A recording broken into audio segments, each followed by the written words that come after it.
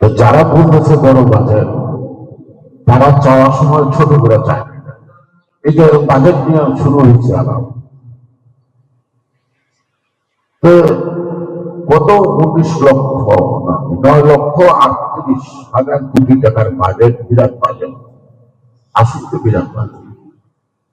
আমাদের 300 সংসদ সদস্য এখনো কিছু চাইনি। প্রত্যেকে বলে আমার এলাকায় 150 কিলোমিটার রাস্তা থাকছে, কেউ বলে আমার এইখান থেকে এইখানে এই রাস্তাটা, এইখানকার এই ব্রিজটা করলে আমাদের যাতায়াতের পথটা 1 ঘন্টা করে। প্রত্যেক এলাকার লোকে বলে আমার এখানে হসপিটাল দরকার, প্রত্যেক এলাকায় বলে আমার এখানে একটা ইউনিভার্সিটি দরকার, প্রত্যেক এলাকায় বলে এই এটা দরকার সেটা দরকার। আমি হিসাব করতে গেলাম 300 সংসদ সদস্যরা এখন 350 সংসদ সদস্য সরকারের কাছে যা যা চাইছে বাজেট অধিবেশনে, এটা যোগ করলে 50,000 লক্ষ কোটি টাকা বরাদ্দ করা তা সম্পন্ন হবে। তো যারা বলতেছে বড় বাজেট, তারা চাওয়ার সময় ছোট করে চায়। তারা চাওয়ার সময় তো ছোট করে চাইতে হবে নাকি?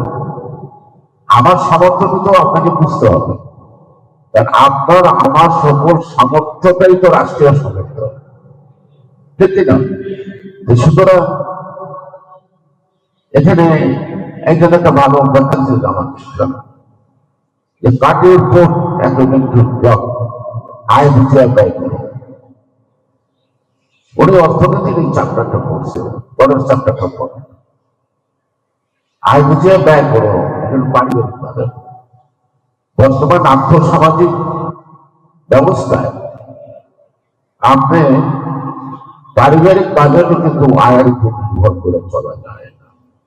হঠাৎ মা অসুস্থ হল, হঠাৎ আপনার স্ত্রী অসুস্থ হল, হঠাৎ আপনি অসুস্থ হলেন, তখন আশেপাশের লোক থেকে শুধু হলেও আনতে হবে, কোন জিনিস বন্ধক দিয়ে হলেও ধার করতে, কারণ আপনার আয় জন্য আপনার অসুস্থ থেমে থাকবেন না।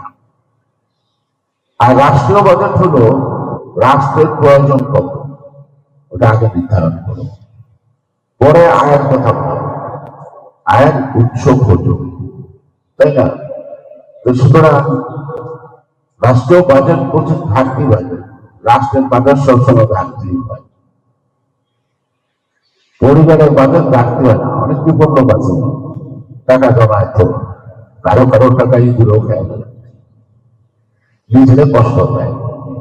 সুতরাং কোন কোন পরিবারে জমানো টাকা থাকতে পারে, রাষ্ট্রে কখনো জমানো টাকা থাকে না। এই জন্য বাজেট সবসময় ঘাটতি বাজেট হয়। এই ঘাটতিটাকে পূরণ করার জন্য নানা কৌশল অবলম্বন করা হয়।